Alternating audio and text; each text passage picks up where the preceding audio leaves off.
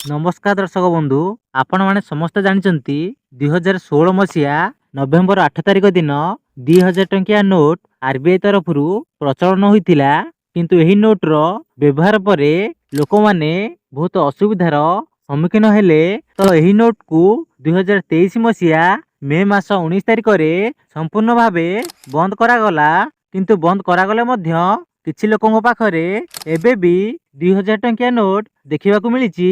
तो आपण मानक पाखरे जदि 2000 टंकिया नोट एबे भी अछि तेबे वीडियोटी को प्रथम शेष पर्यंत देखिबा सहित जहाँ पाखरे ए नोट टी रहिछि ताको शेयर कर देबे। तो गतकाली एही नोट को नहीं आरबीआई एक सूचना देइछि।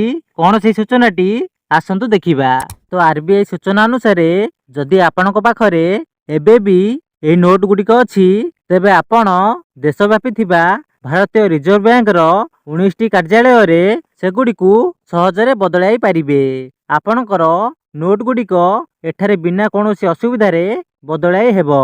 तो आपण मानक पाखरे जदि एही नोट गुडिक अछि तेबे आपण माने 3000 नोट को आरबीआई जारी करिथिबा कार्यालय को सेठारे सीधा सड़क आपणक बैंक अकाउंट रे जमा करि पारिबे।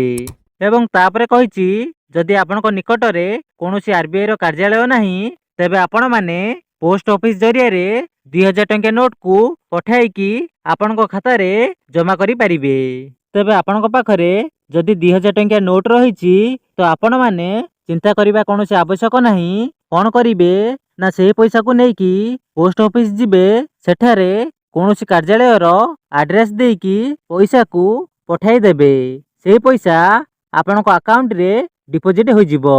तो ओडिसा रे लोक माने जे माने एही वीडियोटी देखुचंती से माने पोस्ट ऑफिस जाई कि पैसा पठाई कि आपणक खाता रे डिपॉजिट करि परिबे। तो यह थिला आरबीआई देथिबा समस्त अपडेट। देखा आउ एक वीडियो रे आंड न्यू अपडेट सहित।